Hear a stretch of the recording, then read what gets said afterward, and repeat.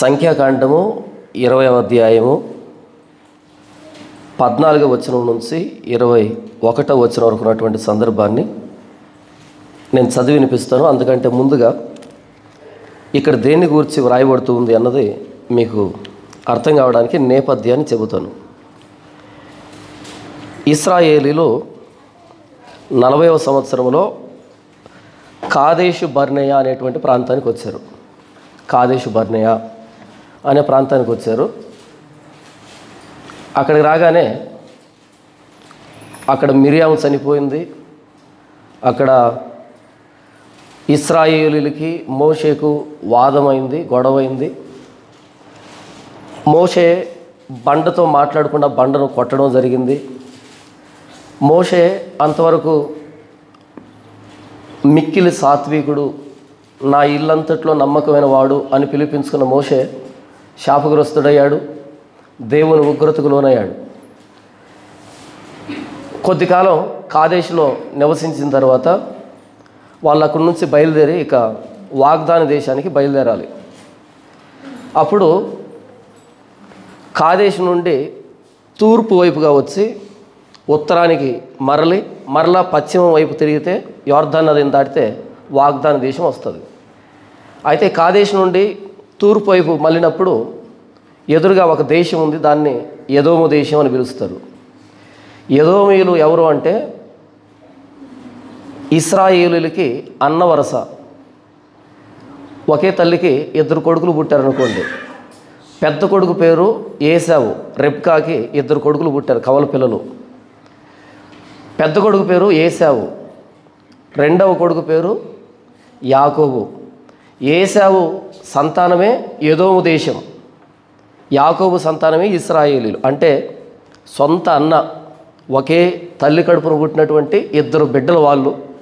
అయితే తరాలు మారి కొన్ని లక్షల మంది అయిపోయారు. కాబట్టి అన్నకు మోషే కబురు పంపించాడు, ఎదోము రాజా, మా పితరులు ఐగుప్తులోనికి వెళ్ళి ఎలా కష్టాలు అనుభవించారో నీకు తెలిసిందే కదా. ఐగుప్తులో కఠినమైన బానిసత్వాన్ని అనుభవించాం. ఇప్పుడు దేవుడు మాకు వాగ్దాన దేశాన్ని ఇస్తున్నాడు. అయితే నీ దేశంలో గుండా రాజమార్గం వెళ్తూ ఉంది, ఎదోము దేశం గుండా రాజమార్గం వెళ్తూ ఉంది, ఎర్ర సముద్రం నుండి సిరియా దేశం వరకు. కాబట్టి నీవు అనుమతిస్తే నీ పంట పొలాలకు ఎలాంటి హాని చేయకుండా, నీ దేశానికి ఎలాంటి హాని చేయకుండా ఆ రాజమార్గంలో పడి కాలినడకన వెళ్తాం, కానీ నీకు ఎలాంటి హాని జరగదు, నీవు అనుమతిస్తే నీ దేశంలో గుండా వెళ్తాం అని చెప్పి కబురు పంపించాడు. కాదేశ్ నుండి పక్కనే ఉన్నటువంటి ఎదోము దేశానికి, పక్కనే కొన్ని కిలోమీటర్ల దూరంలో ఉన్నటువంటి ఆ ప్రాంతానికి. అయితే 2 అన్నదమ్ములు కదా, సంతోషంగా, అదేంటి మోషే ఎలా మాట్లాడతావు, మన ఇద్దరిది ఒకే కుటుంబం, ఒకే కడుపు నుంచి వచ్చాం, మనం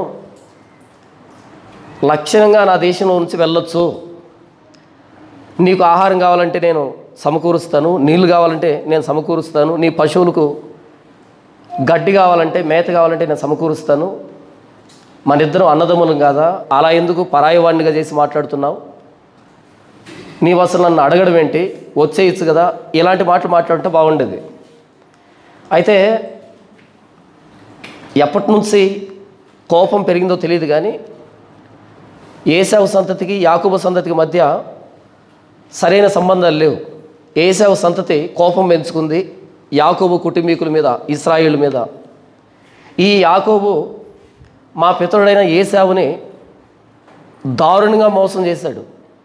కాబట్టి ఎప్పటికైనా వారి మీద కక్ష తీర్చుకోవాలనేటువంటి ఒక ఆలోచన పెంచుకున్నారు. అది మనసులో ఉందేమో బహుశా. కాబట్టి మోషే పంపించినటువంటి సమాచారానికి వ్యతిరేకమైన సమాధానాన్ని ఇచ్చి, నా దేశంలో నీవు అడుగు పెట్టకూడదు, నా దేశంలో నీవు ప్రవేశిస్తే నీ మీద యుద్ధానికి వస్తానని సైన్యాన్ని సమకూర్చుకొని ఎదురుగా వచ్చాడు ఎదోము రాజు. కాపలాదారులు పెట్టలే, సైనికులు పెట్టాడు, కత్తులు, ఈటెలు, బల్లేలు, నా దేశంలో అడుగు పెట్టకూడదు అని. ఈ సందర్భాన్ని 14వ వచనం నుంచి 21వ వచనం వరకు నేను చదివి వినిపిస్తాను. మోషే కాదేశు నుండి ఎదోము రాజు నొద్దకు దూతలను పంపి, నీ సహోదరుడుగు ఇశ్రాయేలు అడుగునదేమనగా, మాకు వచ్చిన కష్టము యావత్తును నీకు తెలిసినది. మా పితరులు ఐగుప్తునకు వెళ్ళిరి. మేము చాలా దినములు ఐగుప్తులో నివసించితిమి. ఐగుప్తీయులు మమ్మును మా పితరులను శ్రమ పెట్టిరి. మేము యెహోవాకు మొర్రపెట్టగా ఆయన మా మొరను విని దూతను పంపి ఐగుప్తులో నుండి మమ్మును రప్పించెను. ఇదిగో మేము నీ పొలిమేరల చివర కాదేశు పట్టణంలో ఉన్నాము. మమ్మును నీ దేశమును దాటిపోనిమ్ము. పొలముల్లో బడి అయినను ద్రాక్ష తోటల్లో బడి అయినను వెళ్ళము. బావుల నీళ్లు త్రాగము. రాజమార్గమున నడిచిపోయేదము. నీ పొలిమేరలను దాటు వరకు కుడివైపుకైనను ఎడమవైపుకైనను తిరగకుండా పోయేదమని చెప్పించెను. ఏదో మీరు నీవు నా దేశములో బడి వెళ్ళకూడదు, నేను ఖడ్గముతో నీకు ఎదురుగా వచ్చేదను సుమి అని అతనితో చెప్పగా, ఇంతవరకు చెప్పింది అర్థమైంది కదా. నీవు నా దేశంలో బడి వెళ్ళకూడదు, ఒకవేళ వస్తే ఖడ్గంతో నీకు ఎదురుగా వస్తాను అని అన్నాడు. అనగానే ఈ దూతలు ఇంకొకసారి మాట్లాడుతున్నారు, ఒప్పించే ప్రయత్నం చేస్తున్నారు. ఏమని ఒప్పిస్తున్నారు చూడండి. 19 ఇశ్రాయేలీలు మేము రాజమార్గముననే వెళ్ళేదము. నేనును నా పశువులను నీ నీళ్లు త్రాగునెడల వాటి విలువ ఇచ్చుకుందును, మరేమీ లేదు. కాలినడకననే దాటిపోవదును అంతే అని అతనితో చెప్పినప్పుడు అతడు నీవు రానేకూడదు నేను. ఏమన్నారు అంటే, అయ్యా మేము కాలినడకన పోతాం, ఒకవేళ నీళ్లు దప్పికైతే డబ్బిచ్చి తాగుతాం, అంతేగాని ఊరికే మీ నీళ్లు కూడా తాగము, కాలినడకనే వెళ్తాం, ఆ దారిలో వెళ్ళడానికి మాత్రమే అనుమతించు. 20 వచనం అంతటా ఎదోము బహుజనముతోనూ మహాబలముతోనూ బయలుదేరి వారికి ఎదురుగా వచ్చెను. ఎలా వచ్చాడంట? బహుజనముతో మహాబలంతో వచ్చి వారికి ఎదురుగా నిలవబడ్డాడు. ఇదేనా అన్నదమ్ముల మధ్య ఉండవలసినటువంటి సంబంధం? 21 వచనం ఎదోము ఇశ్రాయేలు తన పొలిమేరల్లో బడి దాటిపోవు వరకు సెలవేయలేదు కనుక ఇశ్రాయేలీలు అతని ఎద్దు నుండి తొలగిపోయేరే. అలా ఆ రాజమార్గం దగ్గరకు వచ్చి వాళ్ళు ఇలా దాటి వెళ్ళేంత వరకు, పక్కకు వెళ్ళేంత వరకు అక్కడి నుంచి పక్కకు రాలే, ఎందుకంటే ఇక్కడి నుంచి వస్తారేమో అని. అలా ఎదోము చుట్టూ తిరిగి వాళ్ళు ప్రయాణం చేసి వెళ్ళేంత వరకు అక్కడే సైనికులు కాపలా ఉన్నారు, రాని ఉన్న దేశంలోనికి అని. ప్రశ్న ఏంటంటే, ఎందుకని ఎదోము రాజు ఇశ్రాయేలుని తన దేశంలో గుండా పోనివ్వలేదు? ఇది ప్రశ్న. ఈరోజు భారతదేశంలో అనేక ప్రాంతాలకి సువార్త వెళ్ళినప్పుడు మా ఊర్లోనికి యేసు ప్రభువును ప్రకటించే వాళ్ళు రావద్దు, మత ప్రచారం మా వీధుల్లో చేయొద్దు అని బోర్డులు పెడుతున్నారు, కొడుతున్నారు, వీడియోలు తీస్తున్నారు. యేసు ప్రభువును ప్రకటిస్తే ఎక్కడ లేని కోపం, విపరీతమైన గొడవలు, కేసులు, అవమానించడం. ఈ మధ్య ఒక వీడియో చూశాను. ఒక ప్రాంతానికి సువార్తకి వెళ్తే ఆడవాళ్ళ బట్టల్ని లాగివేశారు, చీరల్ని లాగివేస్తే నగ్నంగా పరిగెడుతున్నారు వాళ్ళు. మరి వాళ్ళకి మనసు ఎలా వచ్చిందో నాకు తెలియదు, కానీ నగ్నంగా పరిగెడుతూ ఉంటే కేకలు వేసి ఆనందిస్తూ ఉన్నారు. నేను అనుకున్నాను, అంటే ఈ నగ్నంగా పరిగెడుతున్న వాళ్ళ జీవితం ఎంత ధన్యమైంది. నవ్వుతున్నారు కదా, ఇప్పుడు నవ్వుతున్నారు, భవిష్యత్తులో వీళ్ళ పరిస్థితి ఏంటి జాలి అనిపించింది. వాళ్ళు నగ్నంగా పరిగెడుతూ ఉంటే కొత్తదనం ఏమీ లేదు. ఆ చీరలు లాగిన వాడి అమ్మ కూడా అలాగే ఉంటుంది, కూతురు కూడా అలాగే ఉంటుంది, అక్క చెల్లెలు కూడా అలాగే ఉంటారు, అంతే కదా, కొత్తదనం ఏమీ లేదు కదా. కాబట్టి ఎవరైతే నవ్వారో వాళ్ళ భవిష్యత్తు ఏంటి అని వాళ్ళ మీద జాలి వేసింది. కానీ వాళ్ళు ఆ వీడియోని యూట్యూబ్లో పెట్టి, చూడు వీళ్ళు నగ్నంగా పరిగెడుతున్నారని వాళ్ళు కేకలు వేస్తున్నారు. నాకు వాళ్ళని చూసి జాలి అనిపించలే, వీళ్ళు ధన్యులు. కారణం ఏంటంటే ప్రభు అయిన యేసుక్రీస్తు వారి నిమిత్తం శ్రమ అనుభవించడం, అవమానం అనుభవించడం అన్నది మన భాగ్యం, అంతే. వాళ్ళకి అవకాశం వచ్చింది, మనకు రాలే, అంతే కదా. ఎదోము రాజు దగ్గరికి మోషే కబురు పెట్టాడు, నీ దేశంలో గుండా వెళ్తామంటే వద్దు, రావద్దు. ఏమైంది? ఐగుప్తు నుంచి సైన్యాలు సిరియాకు వెళ్తున్నాయి, సిరియా నుంచి సైన్యాలు ఐగుప్తుకు వెళ్తున్నాయి, చుట్టుపక్కల రాజ్యాల నుంచి వస్తువులు అదే దారిలో సరఫరా జరుగుతుంది, రవాణా జరుగుతుంది. ఎంతోమంది వర్తకులు వస్తున్నారు, పోతున్నారు, ఎంతోమంది బాటసార్లు తిరుగుతున్నారు. ఇశ్రాయేలీలు అడుగు పెడితే తప్పేంటి? అదే రాజమార్గంలో ఎన్నో ప్రయాణాలు జరుగుతున్నాయి ప్రతిరోజు. రాజమార్గం అంటే రాయల్ హైవే, నేషనల్ హైవే, దేశాలను కలిపేటువంటి రహదారి. మరి ప్రతిరోజు ఎంతోమంది వెళ్తూ ఉంటే రాని ఇబ్బంది, ఇశ్రాయేలీలు ఆ దారిలో వెళ్తే తప్పేంటి? వచ్చిన ఇబ్బంది ఏంటంటే ఇశ్రాయేలీలు ప్రయాణం చేయడం వేరే, మిగిలిన వాళ్ళు ప్రయాణం చేయడం వేరే. ఈరోజు భారతదేశ వీధుల్లో అనేకమైన ప్రకటనలు జరుగుతున్నాయి. కొత్తగా సినిమా రిలీజ్ అయింది, ప్రకటన జరుగుతూ ఉంది. లేదా ఏదైనా వస్తువులు అమ్ముకునే వాళ్ళు వస్తున్నారు, వీధి నాటకాలు వేసే వాళ్ళు వస్తున్నారు, రికార్డింగ్ డాన్సులు వేసే వాళ్ళు వస్తున్నారు. రకరకాల వ్యక్తులు మన వీధుల్లో తిరుగుతున్నారు. మనకేమి ఇబ్బంది అనిపించలే. కానీ ప్రభు అయిన యేసుక్రీస్తు వారిని అంగీకరించండి. చివరికి తెల్లవారుజామున చమురుగొడ్లు వాళ్ళు వస్తారు, తెల్లవారుజామున బుడబుక్కులు అంటారు కదా, వాళ్ళు వస్తారు. లేదా ప్రశ్న చెప్తామంటారు, జాతకం చెప్తామంటారు, భూత వైద్యులు వస్తారు, గంగరెద్దులు ఆడించుకునే వాళ్ళు వస్తారు, రకరకాల వ్యక్తులు వస్తారు. కానీ మనకి ఇబ్బంది ఉండదు. ఎప్పుడైతే ప్రభు అయిన యేసుక్రీస్తుని ప్రకటిస్తూ ఒక వ్యక్తి ఆ వీధిలో అడుగు పెడతాడో మొత్తం వీధి అంతా అలర్ట్ అవుతుంది, మొత్తం వీధి అంతా ఉలిక్కి పడుతుంది. వద్దు, మా ఇంటికి రావద్దు. ఏమైంది? ఆ రోజు ఇశ్రాయేలీలు రాజమార్గంలో అడుగు పెడితే ఏమైంది? ఈరోజు క్రైస్తవులు భారతదేశ వీధిలో తిరుగుతుంటే ఏమైంది అని అంటే ఎదోము రాజు భయపడ్డాడు. ఎదోము రాజు ఇశ్రాయేలుని చూసి భయపడ్డాడు. ఎందుకు భయపడ్డాడు అంటే మీకు పోలిక చెబుతాను అర్థం కావడానికి. ఒక పెద్ద పార్క్ ఉంది, 100 ఎకరాల్లో పార్క్ ఉంది అనుకుందాం. 100 ఎకరాల్లో పార్క్ ఉంది. ఆ పార్కులో 100 కోట్ల సింహపు విగ్రహాలు ఉన్నాయి. 100 కోట్ల సింహపు విగ్రహాలు ఉన్నాయి. రకరకాల సింహాలు, సింహం గర్జించినట్టుగా, సింహం పడుకున్నట్టుగా, సింహం నడుస్తున్నట్టుగా, సింహం జూలు విదిల్స్తున్నట్టుగా, రకరకాలుగా చిన్నవి పెద్దవి అన్ని సింహాల విగ్రహాలు ఉన్నాయి మొత్తం ఆ పార్క్ అంతా. సింహం వేటాడినట్టుగా, రక్తం వాటి ఆ పంజాకు అంటుకున్నట్టుగా, సింహం చీలుస్తున్నట్టుగా రకరకాలుగా ఆ 100 ఎకరాల పార్కులో ఎన్ని సింహాలు? 100 కోట్ల సింహాలు ఉన్నాయి. ఆ పార్కులోనికి మిమ్మల్ని వదిలిపెడితే అలా తిరుగుతుంటే సింహాల మధ్య ఏ విగ్రహాలవి? సింహపు విగ్రహాలు. మీరు తిరుగుతూ ఉంటే మీకు భయం అనిపిస్తుందా?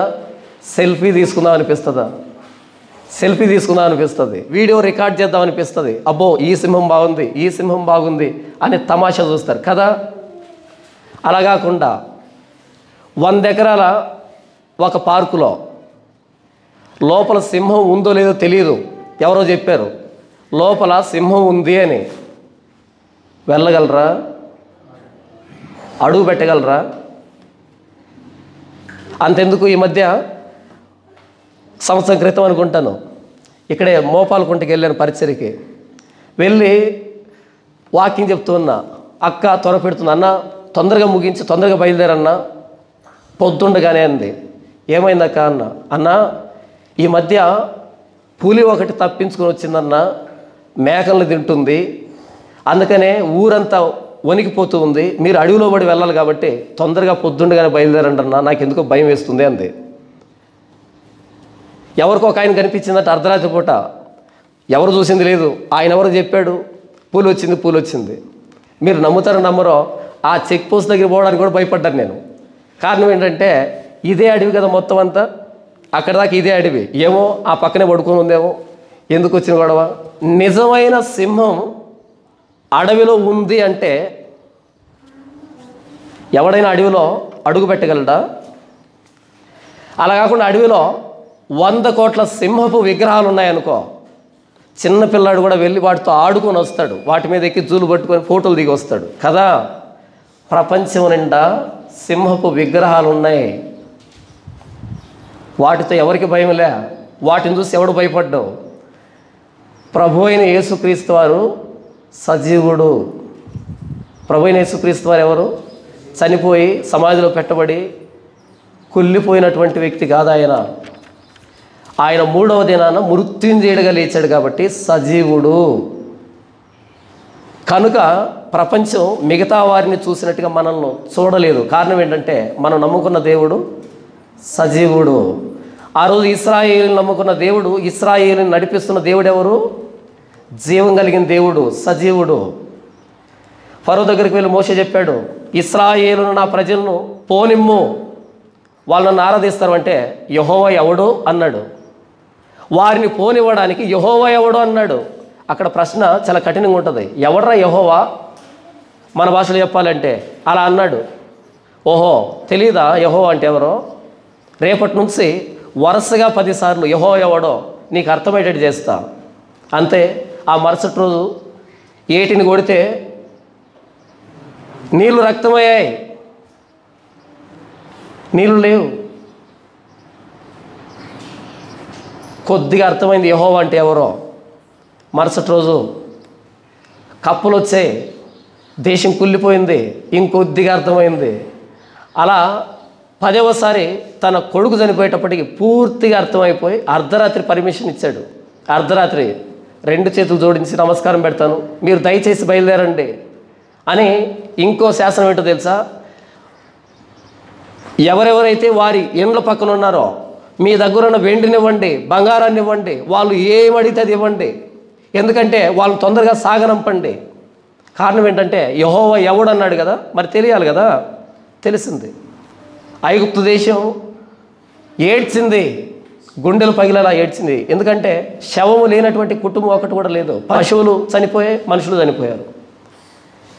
నేనేం చెప్తున్నాను అంటే సైన్యములకు అధిపతి అయిన యెహోవా ఇశ్రాయేలీయుల దేవుడు. ఆయన సజీవుడు, జీవం కలిగిన దేవుడు. ఆ జీవం కలిగిన దేవుడి చేత నడిపించబడుతున్న జనాభా ఇశ్రాయేలీయులు. ఎదోము గుండా వెళ్తున్నటువంటి రాజమార్గంలో ఏ దేశస్థుడైనా వెళ్ళొచ్చు, ఇబ్బంది ఏమీ లేదు. ఎందుకంటే ఎదోమీయులు ఏ సింహపు విగ్రహాలు ఆరాధిస్తున్నారో వాళ్ళు కూడా ఇంకో సింహపు విగ్రహాలని ఆరాధిస్తున్నారు అంతే. కాబట్టి అది విగ్రహమే, ఇది విగ్రహమే, బాయి. కానీ మొట్టమొదటిసారి జీవం కలిగిన దేవుణ్ణి ఆరాధించేటువంటి జనాభా ఆ దారిలో అడుగు పెడితే భయపడ్డాడు ఎదోము రాజు. మనం ప్రభువైన యేసుక్రీస్తు వారి సువార్తను తీసుకొని భారతదేశ వీధుల్లో కానీ ప్రపంచ వీధుల్లో కానీ తిరుగుతూ ఉన్నప్పుడు ఎదురుగా ఉన్న వ్యక్తి వినడానికి కూడా భయపడతాడు. కారణం ఏంటో తెలుసా? ఈయన సజీవుడు కాబట్టి, 3వ దినాన మృత్యుంజయుడిగా తిరిగి లేచాడు కాబట్టి. మనం మాట్లాడే మాటలు ఎదురుగా ఉన్న వ్యక్తి గుండెల్లోకి వెళ్తాయి, మిగిలినటువంటి మాటలు చెవుల్లోకి వెళ్ళిపోతాయేమో, కానీ సువార్త అనేది ఇక్కడ తగులుతుంది వాళ్ళకి. ఎదోము రాజు భయపడ్డాడు ఇశ్రాయేలుని చూసి. నా దేశంలోకి రావద్దు, సైన్యాన్ని తీసుకుని వచ్చాడు, నా దేశంలోకి రావద్దు. ఏమైంది అంటే మీరు జీవం కలిగిన దేవుని పిల్లలు, కనీసం వాళ్ళు చూడడానికి కూడా భయపడిపోయాడు. ఈరోజు క్రైస్తవులైన మనల్ని మన మాట వినాలన్నా, మన పద్ధతులు అలవాటు కావాలన్నా, మనం చెబుతున్నటువంటి ఈ బైబిల్ చదవాలన్నా భయం మనం అర్థం చేసుకోవాలి వాళ్ళని. ప్రభువైన యేసుక్రీస్తు వారు అంటారు, మీరు ఏదైనా పట్టణానికి వెళ్ళినప్పుడు ఎవరైనా మిమ్మల్ని వారి ఇళ్లలోకి చేర్చుకోకపోతే, వారి వీధుల్లోనికి చేర్చుకోకపోతే మీరు బాధపడకండి, అక్కడి నుంచి బయటకు వచ్చి మీ పాద ధూళిని దులిపివేయండి అంటాడు. ఏంటంట? సువార్త పట్టుకుని వెళ్ళండి, వాళ్ళు మిమ్మల్ని రానిచ్చుకోకపోతే, తిరస్కరిస్తే ఏం చేస్తారు? మీ పాదధూళిని అక్కడే దులపండి, విమర్శ దినమందు నేను చూసుకుంటాను. సొదొమ గొమొర్రా కంటే హీనమైన స్థితి వారికి పడుతుంది. ప్రభువైన యేసుక్రీస్తు వారి సువార్త మోసుకుంటూ వెళ్తే అన్ని వీధులు మనకు అనుమతించవు. మనం బాధపడాల్సిన అక్కర్లే, పాదధూళి దులిపి ఇంకో వీధికి వెళ్ళడమే. అక్కడ కూడా తిరస్కరించారా? దేవా స్తోత్రం, ఇంకో వీధికి. అక్కడ కూడా తిరస్కరించారా? స్తోత్రం, ఇంకో వీధికి. కారణం ఏంటంటే సమస్య మనది కాదు, సమస్య వాళ్ళది. ఎందుకు అంటే రాత్రి మిద్దె మీద నుంచి కిందికి దిగుతున్నా, చీకటిగా ఉంటే మొబైల్లో టార్చ్ ఆన్ చేసి కిందికి దిగుతూ ఉంటే పాపం ఆ 2వ మెట్టు దగ్గర అనుకుంటాను ఒక బొద్దు ఇంకా ఏదో తింటుంది పాపం. ఎప్పుడైతే లైట్ పడిందో దాని చావు అంతా ఇంత కాదు, అటు తిరుగుతుంది ఇటు తిరుగుతుంది, ఇబ్బంది పడుతుంది. నాకు అనిపించింది, అరే అనవసరంగా దీన్ని డిస్టర్బ్ చేశానని. ఎందుకంటే బొద్దు ఇంకా దానికి వెలుగంటే పడదు. నేను ఎప్పుడైతే టార్చ్ ఆన్ చేశానో దానికి అర్థం కావట్లే, ఉక్కిరి బిక్కిరి అయిపోతుంది. ఎందుకంటే నిశాచర జీవి, చీకటికి అలవాటు పడిన జీవి అది. దానికి వెలుతురు పడితే ఏం చేయాలో అర్థం కావట్లే. దానికి మనం నీళ్ళలో పడితే ఎలా ఉక్కిరి బిక్కిరి అయిపోతామో అలా ఉక్కిరి బిక్కిరి అయిపోతుంది అది. కాసేపు టార్చ్ ఆఫ్ చేశాను ఎక్కడో చోట చావని. నేనేం చెప్తున్నాను అంటే ఎదోము రాజమార్గంలో ఇశ్రాయేలును నడవడం ఎదోము రాజుకి భయం అనిపించింది. ఎందుకంటే జీవం కలిగిన దేవుని పిల్లలు వీళ్ళు. చూస్తే 20 లక్షల మంది ఇశ్రాయేలీలు ఏమో నా దేశాన్ని దోచుకుంటారేమో, నా పంటను దోచుకుంటారేమో భయపడిపోయాడు. సైన్యాన్ని తీసుకుని వచ్చి మోహరించాడు, రావద్దు నా దేశంలోకి. ఈరోజు భయం సువార్త అంటే బహుశా మీకు ఈ అనుభవం ఉంటుంది. మీరు మీ బంధువులతోనో స్నేహితులతోనో చెప్తున్నప్పుడు మాకు చెప్పొద్దు అని నిలువరించుంటారు. ఎందుకో తెలుసా? కనీసం వినడానికి కూడా భయమే. కనీసం వినడానికి భయం. ప్రశ్నిస్తారు, ఆ ప్రశ్నకు సమాధానం వినాలంటే భయం. బొద్దింకలు, నిశాచర జీవులు. వెలుగంటే భయం. ప్రభువైన యేసుక్రీస్తు ఎవరంటే వెలుగు. ఆ వెలుగు దగ్గరికి దుష్కార్యాలు చేసేవాడు, దుర్నీతి కార్యాలు చేసేవాడు, చీకటి కార్యాలు చేసేవాడు, చీకటిని ప్రేమించేవాడు రాలేడు. కనుక యేసు ప్రభు మా వీధుల్లో వద్దు, యేసు ప్రభుని గురించి మాకు చెప్పొద్దు. ఏమైంది? ఆయన ఏమైనా తప్పు ఉందా? ఏదైనా దోషం ఉందా? ఈ ప్రపంచంలో మానవ జాతి మధ్య నిలవబడి నాలో పాపం ఉన్నదని మీలో ఎవడైనా స్థాపించగలడా అన్న ఏకైక వ్యక్తి ప్రభువైన యేసుక్రీస్తు వారు. ఎక్కడ చెప్పాడు ఈ మాట? యూదుల మధ్య నిలవబడి. యూదులు ఎవరు? 613 ఆజ్ఞలు చేతబట్టినటువంటి యూదులు. 613 ఆజ్ఞలు. ఒకవేళ మన ఎదురుగా వచ్చి నాలో పాపం ఉన్నదని మీరు ఎవడైనా స్థాపించగలడా అంటే మనకు తెలియదు. పాపం అంటే ఏంటి ఏమో మనకు తెలియదు కదా. నా దృష్టిలో నేను మంచివాడిని, నీ దృష్టిలో నీవు మంచివాడు. కానీ యూదుల దగ్గరికి వెళ్ళి నాలో పాపం ఉన్నదని మీరు ఎవడైనా స్థాపించగలడా అంటే 613 ఆజ్ఞలు ఎక్కడో చోట దొరికేస్తాడు. కానీ వాళ్ళకు కూడా దొరకలే యేసు ప్రభు. కారణం ఏంటంటే అంతటి నీతిమంతుడు ఆయన. అలాంటి ప్రభు అయిన యేసుక్రీస్తు వారు వద్దంట, ప్రకటించొద్దంట. ఎదోము రాజు నా దేశంలో కూడా రానే వద్దు, ఎందుకంటే భయపడ్డాడు. అన్న మీరు ఎలా చెప్తారన్నా ఆయన భయపడ్డాడని? అక్కడ రాయబడలేదు కదా. అక్కడ రాశారా ఎదోము రాజు భయపడ్డాడని? చూపెడతాను. సంఖ్యాకాండము 22వ అధ్యాయం. మనం ఎక్కడున్నాం ఇప్పుడు? సంఖ్యాకాండం 20వ అధ్యాయం 14 నుంచి 21 వరకు మనం చూస్తున్నాం. సంఖ్యాకాండం 22వ అధ్యాయం 1వ వచనం నుంచి. తర్వాత ఇశ్రాయేలీలు సాగి యెరికోకు ఎదురుగా యోర్దాను తీరమున ఉన్న మోయాబు మైదానంలో దిగిరి. సిప్పోరు కుమారుడైన బాలాకు ఇశ్రాయేలీలు అమోరీయులకు చేసినదంతయు చూచెను. జనము విస్తారముగా ఉన్నందున మోయాబీలు వారిని చూచి మిక్కిలి భయపడిరి. ఎదోము దేశం కంటే పెద్ద దేశం మోయాబు దేశం. ఎదోమీల కంటే భయంకరులు మోయాబీలు. వారి పుట్టుకే సరిగ్గా ఉండదు. కనీసం ఏసావు పుట్టుకైనా మర్యాదగా ఉంటుంది, గౌరవంగా పుట్టాడు. కానీ అమ్మోనీయులు మోయాబీయులు పుట్టుకే దరిద్రంగా ఉంటుంది. లోతు సందర్భం గురించి మనకు తెలుసు కదా. కాబట్టి అలా పుట్టుకలోనే దరిద్రంగా పుట్టిన వాళ్ళు ఇంకెలా ఉంటారు చెప్పండి? శాశ్వతంగా ఇశ్రాయేలుకు శత్రువులుగా ఉన్నారు వాళ్ళు. వరుసగా మాత్రం అన్నదమ్ములే కానీ, వరుసగా మాత్రం ఒకే కుటుంబీకులు కానీ, మొత్తానికి విచిత్రమైన జాతి అది మోయాబీయులు అంటే. మోయాబీయులను చూస్తే ఎదోమీయులు అన్నం తినేస్తారు, అంత భయంకరంగా ఉంటారు వాళ్ళు. వాళ్ళ రాజు సిప్పోరు కుమారుడైన బాలాకి ఏమంటున్నాడు అంటే చూడండి, జనము విస్తారంగా ఉన్నందున మోయాబీయులు వారిని చూసి మిక్కిలి భయపడిరి. ఎవరిని చూసి? ఇశ్రాయేలుని చూసి. మరి మోయాబు కంటే చిన్న దేశం ఎదోమీయులు చూసి భయపడ్డారా లేదా? ప్రత్యేకంగా చెప్పుకోవాలనా? ఇప్పుడు నేనే భయపడ్డాను అనుకో, నా కొడుకు భయపడ్డా, నేను భయపడ్డాను ఒకదాన్ని చూసి, దాన్ని చూసి నా కొడుకు భయపడ్డా. ఎదోము అన్నది చిన్న దేశం, మోయాబు అన్నది పెద్ద దేశం. పెద్ద దేశమే చూసి భయపడిపోయిందంట. ఎంత భయపడిందంటే మిక్కిలి భయపడిరి. మిక్కిలి అంటే చలి జ్వరం వచ్చింది మన తెలుగు భాషలో. తర్వాత చూడండి, మోయాబీలు ఇశ్రాయేలుకు జంకిరి. అదేంటి, ముందు మిక్కిలి భయపడిరి అని రాశాడు, మరలా జంకిరి అంటే ఎందుకు రాస్తున్నావు? ఎందుకు రాయించాడు దేవుడు అంటే వారి స్థితిని వర్ణిస్తున్నాడు. ఇంతటితో అయిపోలే, ఇంకా 4వ వచనం. మోయాబీలు మిద్యాను పెద్దలతో ఎద్దు బీటి పచ్చికను నాకివేయునట్లు ఈ జనసమూహం మన చుట్టూ ఉన్నది, యావత్తును ఇప్పుడు నాకివేయుననిరి. ఏంటంట? మిద్యానీయులు కబురు పంపి పెద్దలతో ఏమని చెప్పుకుంటున్నారు? ఎద్దు బీటి పచ్చికను నాకి వేసినట్టుగా మనల్ని నాకి వేస్తారు వీళ్ళు. ఎద్దు పచ్చికలో అడుగు పెట్టిందనుకో, ఒకవేళ గడ్డికి మాటలు వస్తే ఏమని కేకలు పెడుతుంది? ఇక్కడ మోయాబీలు తమ్మును తాము దేంతో పోల్చుకుంటున్నారు? గడ్డితో పోల్చుకుంటున్నారు. ఇశ్రాయేలీలను దేంతో పోలుస్తున్నారు? ఎద్దుతో పోలుస్తున్నారు. అంటే వాళ్ళ దృష్టికి వాళ్ళు ఎలా కనపడుతున్నారు? మనం చేసేది ఏమీ లేదు, అలా నాకుంటూ వెళ్ళిపోతుంది, ఇద్దంతే అలా పీక్కుంటూ తింటూ వెళ్తుంది. మనం చేసేది వాళ్ళని నిలువరించేది ఏమీ లేదు. ఎద్దు ఇలా వస్తూ ఉంటే గడ్డి పరిగెడుతుందా? పరిగెత్తదు కదా. ఈ ఇశ్రాయేలు 20 లక్షల మంది ఈ గుంపు ఈ సైన్యం వస్తూ ఉంటే మనం ఏం చేయలేం. ఎద్దు బీటి పచ్చిక నాకినట్టే ఉంటుంది వ్యవహారం అంతా. మిద్యాను వ్యక్తులు పిలిపించి బాధపడుతున్నారు, ఏం చేద్దాం. అప్పుడు వాళ్ళు సలహా ఇచ్చారు, అయ్యా వీళ్ళని మనం సైన్యంతో కొట్టలేం కానీ మంత్రాలతో కొడతాం. మంత్రాలతోనా? వీళ్ళకు మంత్రం వేసే మొనగాడు ఎక్కడున్నాడంటే ఉన్నాడు, యూఫ్రటీస్ నదని అక్కడ పెతోర్ అని అక్కడున్నాడు ఒకడు. ఆయన పేరు ఏం పేరు? బిలాము. అరే నాయన మంచి సలహా ఇచ్చారు, వెంటనే పిలిపించండి, ఎంత ఖర్చు అయినా పర్లేదు, మనోడికి ఎంత ఖర్చు అయినా పర్లే, ఇంటి నిండా బంగారం ఇచ్చేస్తా, రమ్మని తొందరగా.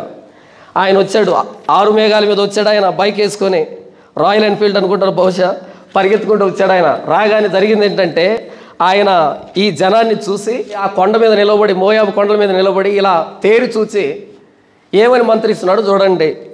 23వ అధ్యాయం 23వ వచనంలో, నిజముగా యాకోబులో మంత్రము లేదు, ఇశ్రాయేలులో శకునము లేదు. ఏంటంట? అయ్యా నా మంత్రం ఇశ్రాయేలు మీద పనిచేయదు, నా శకునం ఇశ్రాయేలు మీద పనిచేయదు. మరి ఎవరి మీద పనిచేస్తుంది? ఇంకా అందరి మీద పనిచేస్తుంది. కానీ నిజముగా యాకోబులో మంత్రం లేదంటే అక్కడ పని చేయదు. నిజముగా యాకోబులో శకునం లేదు, పని చేయదు. ఆయా కాలముల యందు దేవుని కార్యములు యాకోబు వంశస్థులకు ఇశ్రాయేలుకు తెలియచెప్పబడును. ఇదిగో ఆ జనము ఆడు సింహం వలె లేచును, అది సింహం వలె నిక్కి నిలుచును, అది వేటను తిని చంపబడిన వాటిని రక్తమును త్రాగు వరకు పండుకొనదు. ఇదా మాట్లాడాల్సి ఉంది? ఇందుకేనా పిలిచింది? ఒకవేళ మీరు కనుక మోయాబురాజు స్థానంలో ఉండి ఆయన మాట్లాడుతూ ఉంటే ఏమనిపిస్తుంది మీకు? ఆయన ఏమన్నాడు తెలుసా? అయ్యా నేను ఎన్నో మంత్రాలు చేశాను, ఎంతోమందిని పడుకోబెట్టాను, కానీ ఈ యాకోబులో మంత్రం పనిచేయటంలే. పని చేయకపోగా ఏంటంటే ఇదిగో ఆ జనము అంటే ఇశ్రాయేల్, ఆ జనము ఆడు సింహం వలె లేస్తారు. వాళ్ళు ఆడు సింహానికి రోషం ఎక్కువ. మేము జూకి వెళ్ళాం కదా, జూకు వెళ్తే ఆ లయన్ సఫారీ ఉందంటే సింహాలు ఉండే చోటుకు వెళ్ళాం. వెళ్ళగానే ఆడు సింహం ఉంది, మగ సింహాలు ఉన్నాయి. మగ సింహాలు బలంగా ఉన్నాయి, ఆడు సింహాలు కొంచెం తక్కువ పరిమాణంలో ఉన్నాయి. వాళ్ళు చెప్పింది ఏంటో తెలుసా? సార్ మీరు చూడగానే మగ సింహాలు చూసినప్పుడు ఇది ఎక్కువ తింటుంది అనుకుంటారు కదా, కాదు సార్, ఆడు సింహాలు ఎక్కువ తింటాయి. వేటని ఎక్కువ తినేది ఆడు సింహాలంట, మగ సింహాలు కాదంట. మగ సింహాల కంటే ఆడు సింహాలు చాలా డేంజర్ సార్ అని అన్నాడు ఆయన. చూడండి, ఇదిగో ఆ జనము ఆడు సింహం వలె లేచును, అది సింహం వలె నిక్కి నిలుచును. ఏది? ఇశ్రాయేలు జాతి. అది వేటను తిని చంపబడిన వాటిని రక్తము త్రాగు వరకు పండుకోదది. ఓ మోయాబు రాజా, నన్ను పిలిపించావు కదా, నీవు ఎవరి మీద మంత్రం చేయమని అడుగుతున్నావో తెలుసా? ఎవరి మీద అయితే మంత్రం పనిచేయదో వాళ్ళ మీద మంత్రం అడుగుతున్నావు. దరిద్రమైన విషయం ఏంటంటే క్రైస్తవులు వెళ్తారు, మాకు మంత్ర ప్రయోగం జరిగింది, నా పిండా కూడా జరిగిందని. నాకు చాలామంది ఫోన్ చేస్తారు, అన్న మా మీద మంత్ర ప్రయోగం జరిగింది, మాకు చేతబడి చేశారంటే నాకు అనిపిస్తుంది ఎదురుగా ఉంటే ఎంత బాగుండు వీళ్ళని నేలకేసి కొడదాం అని అనిపిస్తుంది. ఎందుకంటే అరే పని చేయదు మన మీద మంత్రము. నేను చెప్పానా? మంత్రజ్ఞుడు చెప్పాడు. ఏ మంత్రజ్ఞుడు? టాప్ మోస్ట్ మంత్రజ్ఞుడు ఆ రోజుల్లో. మోయాబు దేశం ఎక్కడ, యూఫ్రటీస్ నది ఎక్కడ, తర్వాత మ్యాప్ చూడండి, దాదాపు 600 మైళ్ళు దూరం. మైల్ అంటే తెలుసా? దాదాపు 600 మైళ్ళు అంటే 900 కిలోమీటర్లు. ఎక్కడి నుంచి వైజాగ్ ఎంతో తెలుసా? 750 కిలోమీటర్లు. ఎక్కడి నుంచి వైజాగ్ 750 కిలోమీటర్లు, అంతే. 900 కిలోమీటర్లు అంటే ఆ రోజుల్లో మరి ఎలా వెళ్ళారో, ఎన్ని రోజులు వెళ్ళారో తెలియదు, కానీ అక్కడి నుంచి పిలిపించుకున్నారంటే ఆ మంత్రజ్ఞుని. ఎంత పాపులర్ పర్సన్ అయి ఉంటే ఆయన వచ్చి అన్నాడు, నా మంత్రం వీరి మీద పనిచేయదు. మోయాబు రాజా, నీకు చెప్పే సలహా ఏంటంటే అది ఆడు సింహం, దాన్ని గెలకొద్దు, మర్యాదగుండు. దాన్ని గెలికావా అది వేటను తిని దాని రక్తం త్రాగేంతవరకు పండుకోదు, అది దాన్ని గెలకొద్దు, ఆ జనం జోలికి వెళ్ళొద్దు అని చెప్పాడు. ఈ రోజుకి మనకు అర్థం కాలే. అన్న మా మీద మంత్రప్రయోగం జరిగింది, మాకు చేతబడి శక్తులు ఉన్నాయి, మా మీద క్షుద్ర పూజలు చేస్తున్నారు, మాకు అది చేశారు, చిల్లంగి చేశారు, బాణమతి చేశారు. మతుండే మాట్లాడుతున్నారా? బాణమతి అంట. మతుండే వాళ్ళు మాట్లాడేవి అడుగుతారు. అన్న రాత్రి నా కల్లో దయ్యం కనిపించింది అన్న,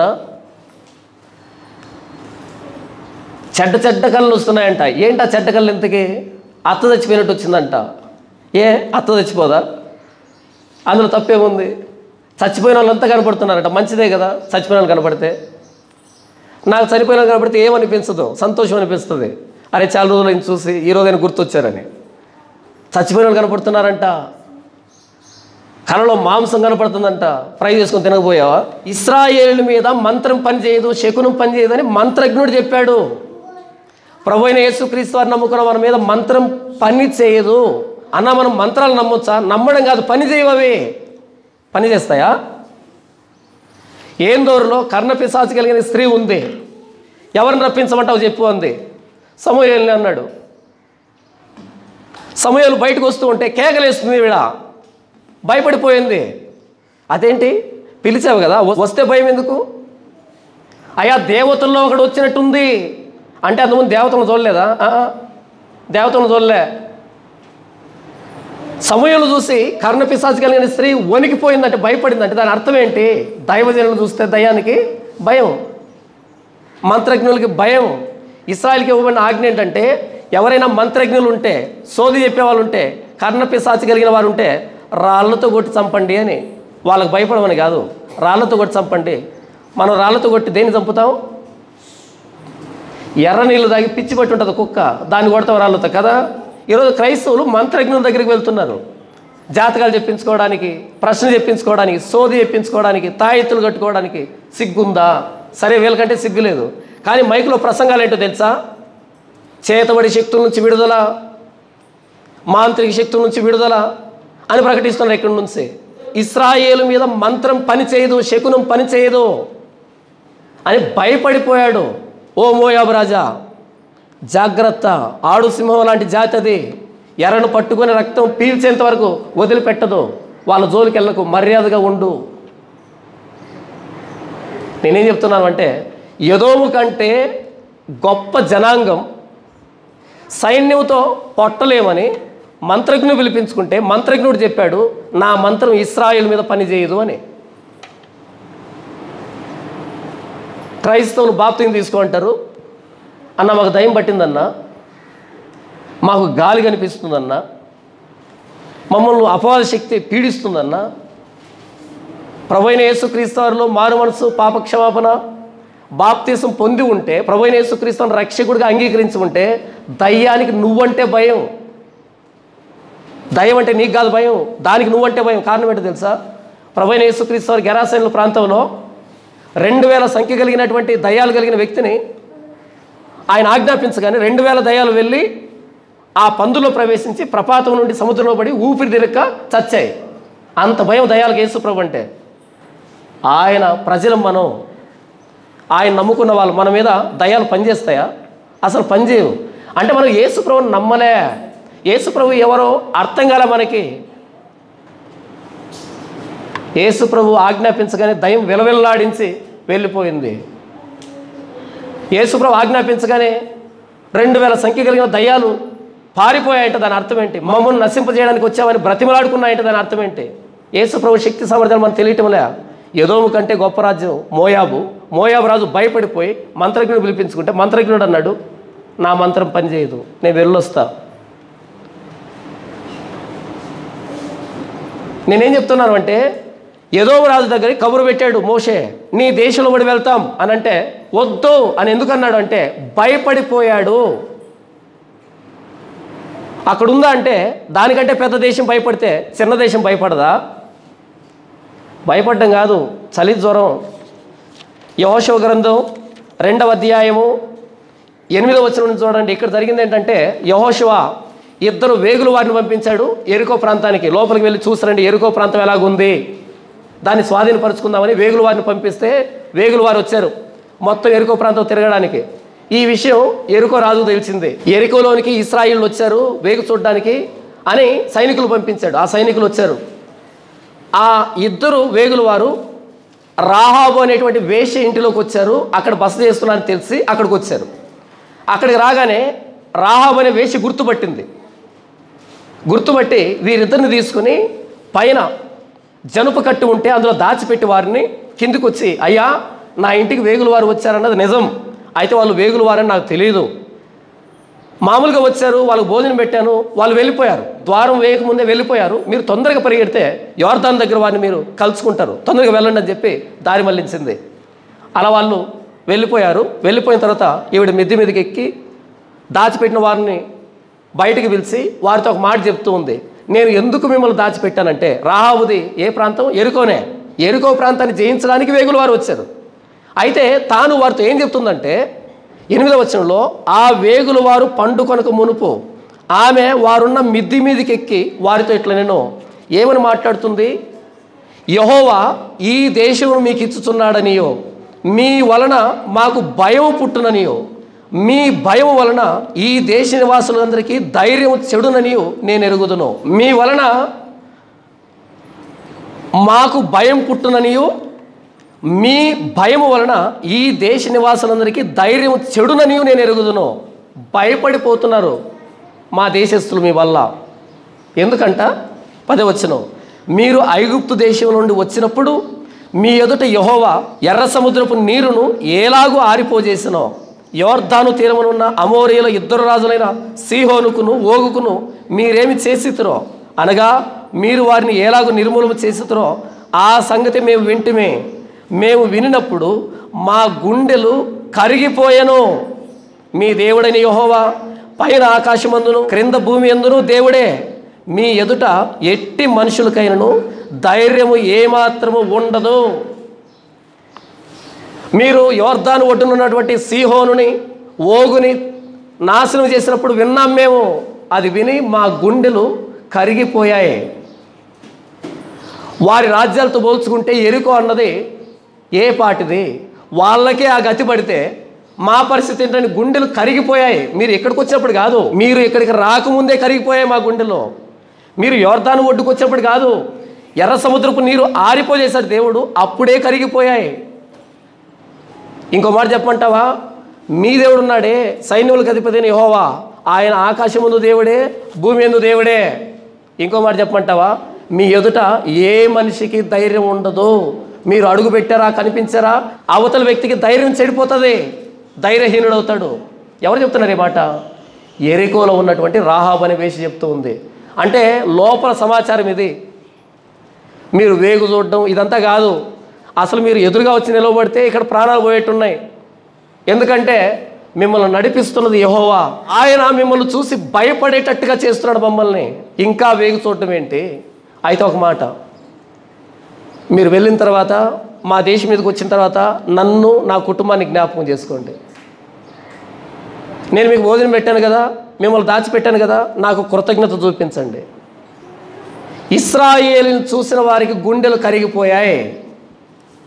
ఎరికో వాళ్ళు మాట అంటే సీహోను ఓగు వాళ్ళే నాశనం అయితే, మోయాబు రాజే ఎద్దుతో పోలిస్తే తను తాను గడ్డితో పోల్చుకుంటే మరి ఎదోము ఎంత భయపడి ఉంటుందో ఒకసారి ఆలోచించండి. మొట్టమొదట తగిలిన దేశమే ఎదోము దేశం. ఎంత భయపడిందంటే వణికిపోయింది, గజగజలాడిపోయారు. వద్దు, నా దేశంలో గుండా రావద్దు. ఒక్కసారి ద్వారాలు తెరిస్తే ఏం చేస్తారో వీళ్ళు భయపడిపోయాడు. మా పంటలు ఏమైపోతాయి, మా బావులు ఏమైపోతాయి, మా దేశం ఏమైపోతుంది ఏమో భయపడిపోయారు. వద్దు, మా దేశానికి రావద్దు. ఎందుకు ఈరోజు ప్రభువైన యేసుక్రీస్తు వారి సువార్త ఈ భారతదేశ వీధిలో ప్రకటించబడుతుంటే వణికిపోతున్నారంటే, ఈయన బొమ్మ సింహం కాదు, ఈయన బొమ్మ సింహం కాదు. ఈయన ఎవరైనా నిజమైన సింహం, యోధాగోత్రపు సింహం. మీకు ఒక చిన్న మాట చెప్తాను. మనం మిద్దికి స్లాబ్ వేస్తాం కదా, స్లాబ్ వేసేటప్పుడు ఇంత కంకర రాళ్ళు వేస్తాం కదా, చిప్స్ అంటారు, కంకర రాళ్ళు వేస్తారు, ఇసుక వేస్తారు, అంతా వేస్తారు కదా. కంకర రాయి కంటే చాలా చిన్నగా ఉంటుంది ఇది, చింతగింజ కదా. అరే ఇన్ని కంకర రాళ్ళు వేసాం ఏం కాదు, ఒక బుట్ట నిండా చింతపిచ్చలు వేసి అందులో ఆడించి స్లాబ్ వేయండి, మీకు అర్థమైంది నేను చెప్పింది? కంకర్రాయి ఈ పరిమాణంలో ఉంటే చింతగింజ దానికి చాలా చిన్నగా ఉంటుంది. అరే ఇన్ని కంకర్రాలు వేస్తే గట్టిపడింది కదా, ఒక బొట్టు నిండా చింతగింజలు వేసి ఆడించి స్లాబ్ వేయండి, మరుసటి రోజుకి ఏమవుతుంది? మరుసటి రోజుకి స్లాబ్ ఏమవుతుంది? చీలిపోతుంది. ఎందుకంటే చింతగింజలో ప్రాణం ఉంది. ఆ తడి తగిలినప్పుడు ఏమవుతుంది? లోపల నుంచి మొలక బయటకు వస్తుంది, ఉబుకుతుంది కదా. రాయిలో ప్రాణం లేదు కాబట్టి అది అలాగే ఉంటుంది. ఈరోజు స్లాబ్ వేసావు, రేపు అలాగే ఉంటుంది, వచ్చే సంవత్సరానికి అలాగే ఉంటుంది. అది రాయి.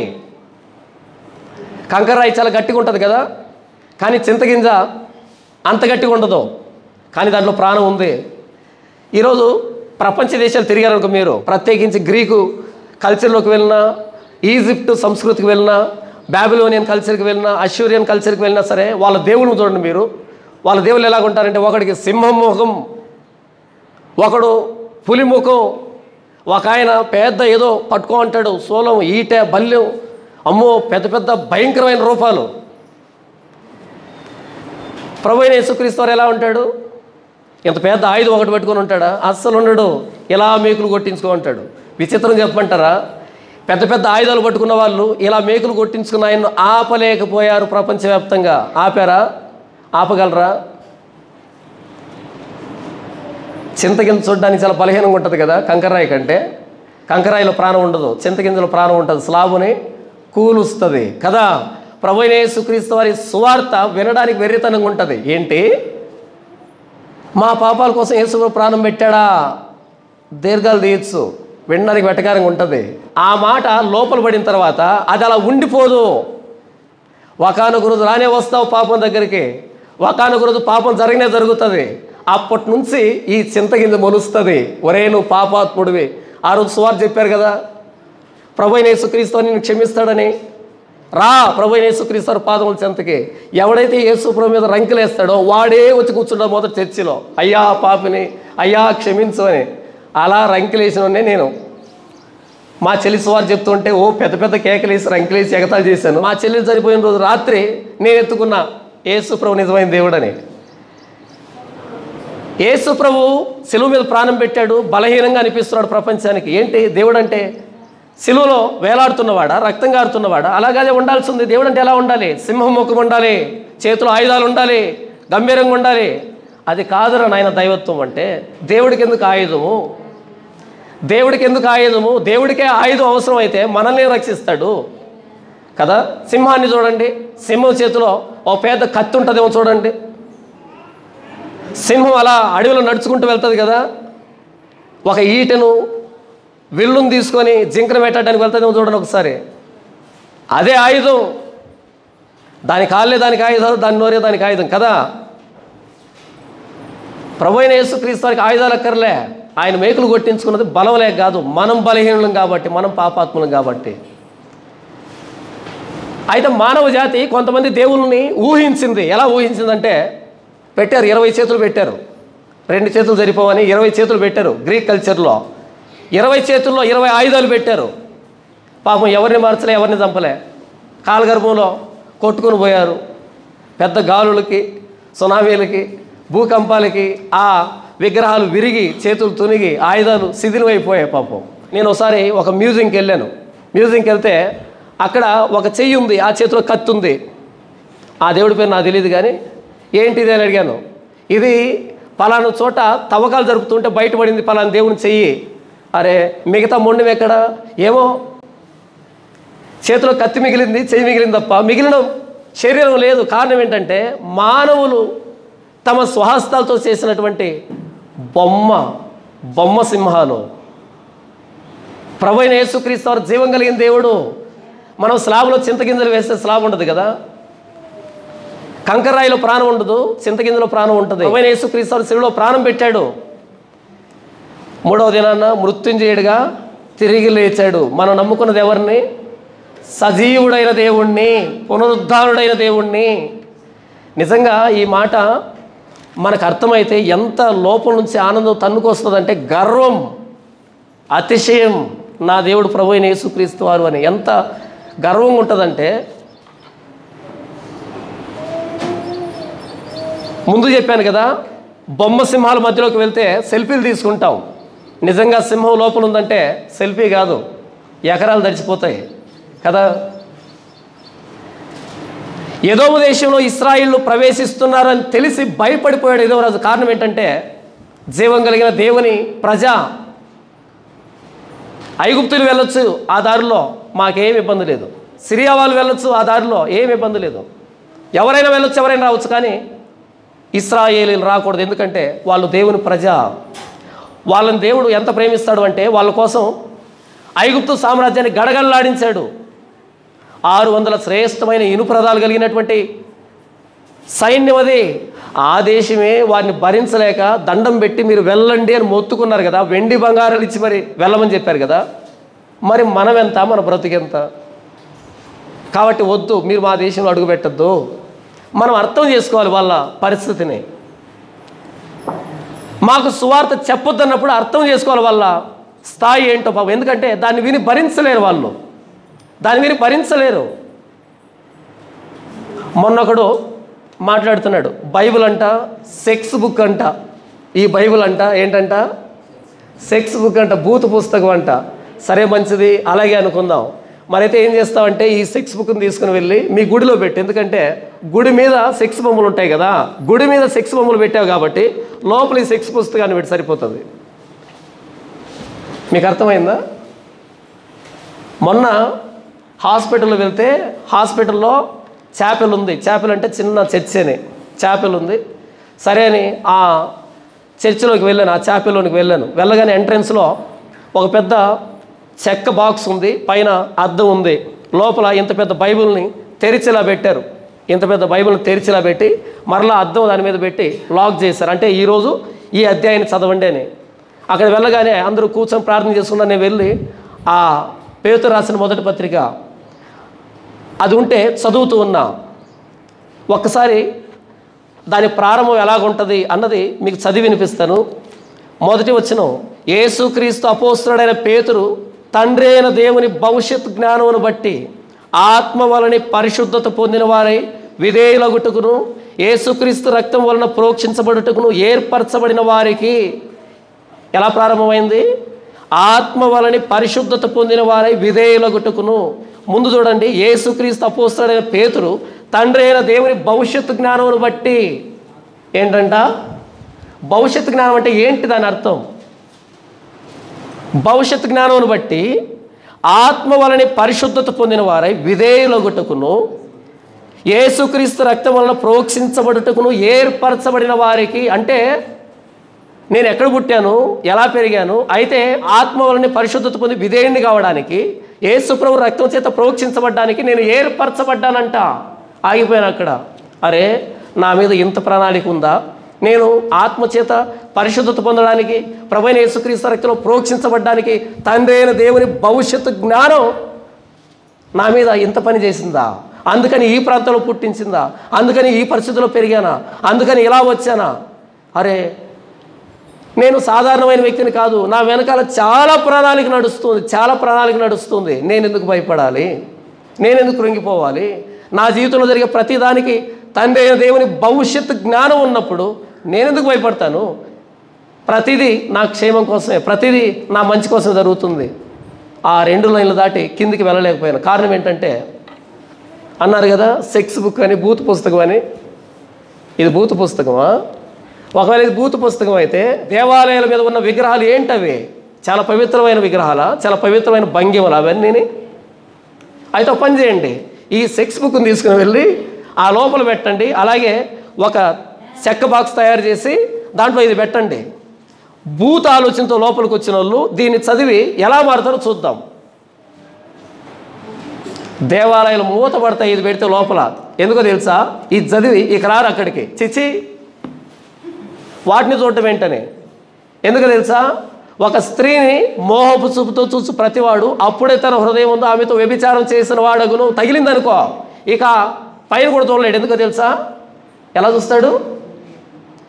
కాబట్టి ఈ బూత్ పుస్తకాన్ని తీసుకుని వెళ్ళి దేవాలయాలు పెట్టేసుకోండి. ఎందుకంటే పైన ఉన్నాయి కదా, లోపల కూడా పెట్టేసేయండి. మీ పవిత్రమైన పుస్తకాలు ఉంటే మాకివ్వండి, మేము చదువుకుంటాం.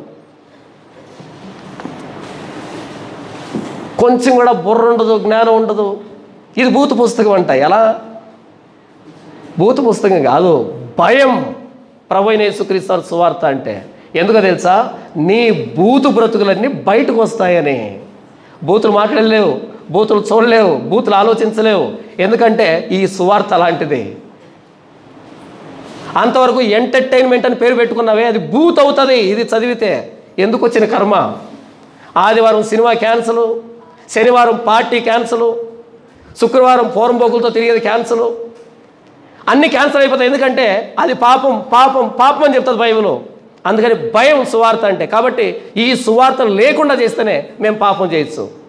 ఇది బూతు పుస్తకమా? ఏదో రాజు కబురు పెట్టాడు, నీ దేశంలో గుండా వెళ్తున్నా ఆ రాజమార్గంలో పడి వెళ్తాం, వద్దు రావద్దు. ఏ? భయం. ఆ రోజు శరీర సంబంధమైన భక్తి సాగించిన ఇశ్రాయేలు చూస్తేనే అంత భయపడిపోతే, ఈరోజు పునరుద్ధరణమైన ప్రభువైన యేసుక్రీస్తుని మోసుకుంటూ వెళ్తున్న మనల్ని చూసి ఈ ప్రపంచ ఈ సిద్ధాంతాలకి, మతాలకి, ఈ ధర్మాలకి వణుకు వస్తుంది. మీరు ఏ పుస్తకాన్ని అయినా పంచండి, లక్షణంగా తీసుకొని చదువుకుంటారు. ఈ పుస్తకాన్ని పంచండి, తీసుకోవడానికి కూడా భయపడతారు. ఎందుకంటే ఇది పరిశుద్ధ గ్రంథం. ఈ గ్రంథం అంటే మిగిలిన గ్రంథాలకి భయం, మన సువార్త అంటే మిగిలినటువంటి వార్తలన్నిటికీ భయం. అదేంటి? ప్రభువైన యేసుక్రీస్తు శిలువలో ప్రాణం పెట్టాడు కదా, ఆయన గురించి ఎందుకు ఇంత డిస్కషను? ఈరోజు యూట్యూబ్లో ఓపెన్ చేస్తే యేసు ప్రభు అంట 3 మేకులు పీక్కోలేకపోయాడంట. ఓకే, 3 మేకులు పీక్కోలేకపోయాడు, ఆయన గురించి ఎందుకు తెల్లవారులు మాట్లాడుతున్నావు? అర్థమైందా? 3 మేకులు పీక్కోలేకపోయాడు, ఆయన చనిపోయాడు. ఓకే, బలహీనుడు కదా, ఆయన గురించి ఎందుకు 24 గంటలు మాట్లాడుతున్నావే? మనం ఎవరి గురించి ఎక్కువ మాట్లాడతాం? ఎవడు మనల్ని భయపెడతాడో వాడి గురించే మనం భయపడతాం కదా. 24 గంటలు ఆయన గురించే మాట్లాడుతున్నావు. దాని అర్థం ఏంటంటే నిద్ర లేకుండా చేస్తున్నాడు నిన్ను, నీ దేవులని, దేవతలని. 3 మేకులు పీక్కోలేకపోయాడా? ఎదోము రాజా, నీ రాజమార్గంలో గుండా వెళ్తాం, వద్దు, మీరు రావద్దు. ఐగుప్తులు వెళ్ళొచ్చా? లక్షణంగా వెళ్ళొచ్చు. రికార్డింగ్ డాన్సులు రావచ్చా? లక్షణంగా రావచ్చు. రికార్డింగ్ డాన్స్ ఎక్కడ పెడతారు తెలుసా? 4 రోడ్ల కూడల్లో పెడతారు కదా. పెద్ద చిన్న స్త్రీలు పురుషులు ఏ తారతమ్యం లేకుండా అందరూ ఏక మనసు కలిగి ఆస్వాదిస్తారు. దేన్ని? రికార్డింగ్ డాన్స్ని. కానీ సువార్త వెళ్తే మాత్రం అస్సలు తట్టుకోలేరు. ఆ మధ్య ఒకసారి సువార్తకు వెళ్తే ఒకడు వచ్చాడు, ఎంఆర్ఎఫ్ బ్యాట్ పెట్టుకొని వచ్చాడు కొట్టడానికి. ఏమైందంటే, మత ప్రచారం చేయొద్దు. మత ప్రచారమా? ఈ మధ్య మనల్ని చూసి చాలామంది బయలుదేరారు. ఏది? మేము కూడా ప్రచారం చేస్తామని. పాప వాళ్ళు ప్రచారాలు చూసి జాలనిపించింది నాకు. ఒరే, ఇదేం ప్రచారం ఇది? ప్రచారం చేయాలంటే అందులో పసుండాల బిడ్డ, పసుంటేనే ప్రచారం బాగుంటుంది. మీకు అర్థమైందా?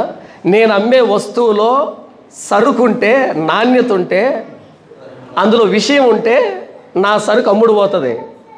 లోపల సరుకు లేకుండా పైన డబ్బా అనుకో, ఎవడు కొంటాడు దాన్ని? కాబట్టి మన ధర్మం గొప్పది, మన ధర్మం గొప్పది, మన ధర్మం గొప్పది చెప్పుకునేటప్పుడు నీకు కూడా లేదు కదా లోపల.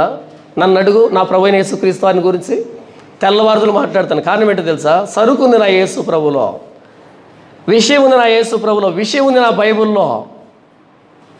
అక్కడికి వెళ్ళి సరే మీ ధర్మం గురించి 4 మాటలు చెప్పిస్తామన్నారా అంటే మరలా వాళ్ళ ధర్మం గురించి చెప్పరు. మరలా అక్కడికి వెళ్ళిన తర్వాత బైబిల్లో ఎలాగుంది, బైబిల్లో ఎలాగుంది. ఒరే, నువ్వు మీటింగ్ పెట్టింది దేనికి రా? ఇంతకి మన ధర్మం గొప్పదని టైటిల్ రాసావు, అప్పుడు ఏం మాట్లాడాలా? మన ధర్మం ఎంత గొప్పదంటే, మన దేవుడు ఎంత పరిశుద్ధుడంటే అని కదా చెప్పాలి. అక్కడికి వెళ్ళి బైబిల్లో అలా ఉంది, బైబిల్లో ఇలా ఉంది, బైబిల్లో ఇలా ఉంది. ఒరే, నువ్వు పెట్టిన మీటింగ్ దేనికి? మీకు అర్థం కాలే? మీ దేవుడు గొప్పతనం ఏదైనా ఉంటే చెప్పు, ఉందంటారా? ఆ రోజు ఎదోము రాజు ఎంత వణికిపోయాడో, ఈరోజు సువార్తను చూసి వణికిపోతాయి ప్రపంచ దేశాలు.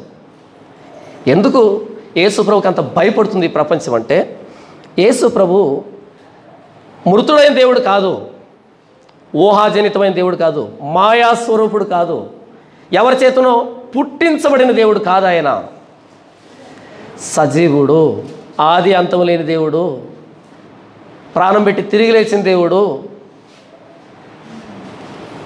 ప్రభు అయిన యేసుక్రీస్తు వారు మన జీవితంలోకి వస్తే మన జీవితం ఎలాగుంటుందో తెలుసా? ఈ మధ్య చూశాను, కొంతమంది క్రైస్తవుల్ని గరు వాపసు చేశారు. గరు వాపసు అంటే మరలా మన మతంలోకి రండి వెనక్కి తీసుకుని వెళ్ళారు. అలాంటి వాళ్ళు చూసినప్పుడు నాకు ఏమనిపిస్తుంది అంటే అలా మార్చిన వాళ్ళకి మారిన వాళ్ళకి ఒరే మీ నంబర్ ఇస్తే 500 పేటిఎం చేస్తాను కదా అనిపిస్తుంది నాకు. ఎందుకంటే చాలా మంచి పని చేశారు. కారణం ఏంటంటే మనం పొలం పండించి ధాన్యాన్ని తూర్పారు పోస్తాం. తూర్పారు పోసినప్పుడు ఆ తూర్పు గాలికి చెత్త వెళ్ళి దూరంగా పడుతుంది. ఈ గింజలన్నింటిని రైతు ఏం చేస్తాడంటే గరిసెలకు తెచ్చుకుంటాడు. గరిసెలకు తెచ్చుకునేటప్పుడు రైతు మనసులో ఏముంటుందో తెలుసా? ఈ చెత్తని ఏం చేయాలి అని. ఈ చెత్తను ఏం చేయాలి? సర్లే ఈరోజు అలసిపోయాను కానీ రేపు వచ్చి తగలబెడదాం, రేపు వచ్చి ఏదో చేద్దాం అనుకో. ఎందుకంటే అది ఎందుకు పనికిరాదు, అది పశువులు తినవు, పొలానికి పనికిరాదు, ఎందుకు వచ్చిన కర్మ అని మరుసటి రోజు వచ్చి దాన్ని అగ్గిపుల్లో పెట్టి కాలుస్తాడు. అంతేనా? ఇంకేమైనా చేస్తారు దాంతో? అంతే కదా. అలా కాకుండా మనం తూర్పారు పోసేటప్పుడే ఎవరైనా వచ్చి గబగబా చెత్తనంతటి వేసుకుంటున్నాడు అనుకో, అరే అది ఉంచు అంటావా? అరే నాయన థ్యాంక్స్ రా స్వామి, ఈ చెత్తని ఎలా నేను తగలబెట్టాలని నేను చూస్తూ ఉంటే నువ్వే వచ్చి నువ్వే కూర్చుకుంటావంటే చెత్తని, శబాష్, ఇంకా కావాలంటే తీసుకుని వెళ్ళు, ఇంకా కావాలంటే తీసుకుని వెళ్ళు, నాకు పలానా చోట పొలం ఉంది అక్కడ కూడా రా, అక్కడ ఉన్న చెత్తను కూడా తీసుకుని వెళ్ళు, నాకు కావాల్సింది ధాన్యం తప్ప చెత్త కాదు అని మీరు అనరా? నేనైతే అంటాను. ఎందుకంటే దాంతో వచ్చిన ఉపయోగం సున్నా, అది ఎరువుకు పనికి రాదు. చెత్త అంటే అర్థం ఏంటో తెలుసా? సరిగ్గా ఎదగనటువంటి గింజ, సరిగ్గా పోషకాలు అందనటువంటి గింజ. అది కుళ్ళిపోతే మాత్రం ఏమొస్తుంది? పంటకి ఏమీ రాదు. కాబట్టి బైబిల్ పట్టుకొని చర్చిలో ఉన్నా సరే చెత్త చాలా ఉంది, ఈ చెత్తను తీసుకుని వెళ్ళడని 500 రూపాయలు పేటీఎం చేద్దాం అనిపిస్తుంది నాకు. ఇంకా 4 పత్రికలు కొట్టించండి, ఇంకా 4 పుస్తకాలు ముద్రించండి. చర్చిలో చెత్త పేరుకుపోయింది. చెత్త పేరుకుపోయి ఆ చెత్తలో ధాన్యం కనబడకుండా ఉంది కాబట్టి నేను పేటీఎం చేస్తారా స్వామి? నా ఫాలోవర్స్ని కూడా పేటీఎం చేయని చెప్తాను. ఎందుకంటే ఇంకా కొట్టండి, ముద్రించండి పత్రికలు, ఇంకా పుస్తకాలు రాయండి బైబిల్ మీద. ఈ చెత్తనంతా తీసుకుని వెళ్ళి మీరు కలుపుకోండి. అంతేనా? చెత్త కావాలా, ధాన్యం కావాలా? మనం ఇక్కడ చర్చి ప్రారంభించిన రోజు నుంచి ఈ రోజు వరకు వ్యక్తులను చూసి మనం వాక్యం చెప్పలే. ఆ రోజు నుంచి ఈ రోజు వరకు క్రైస్తవం మీద యుద్ధం చేస్తున్నాం కదా. చర్చిలో కూర్చున్నటువంటి చెత్తని క్లీన్ చేయడానికి ఆ పని బయట వాళ్ళు చేస్తే మన సంతోషమే కదా. ఈ బయట చెత్తంతా వచ్చి వాళ్ళు చెత్త పనులు చేసి యేసు ప్రభుకి సువార్తకి అవమానం చేస్తున్నారు. వాళ్ళు బయటికి వెళ్ళాలి. సరే, ఒక వ్యక్తి గరు వాపసే అయ్యాడు. గరు వాపసే కాకముందు ఆ వ్యక్తి ఆదివారం వచ్చింది, ఏం చేస్తాడు? నామకార్థ క్రైస్తవుడే అనుకుందాం కాసేపు. ఆదివారం వచ్చింది, ఏం చేస్తాడు?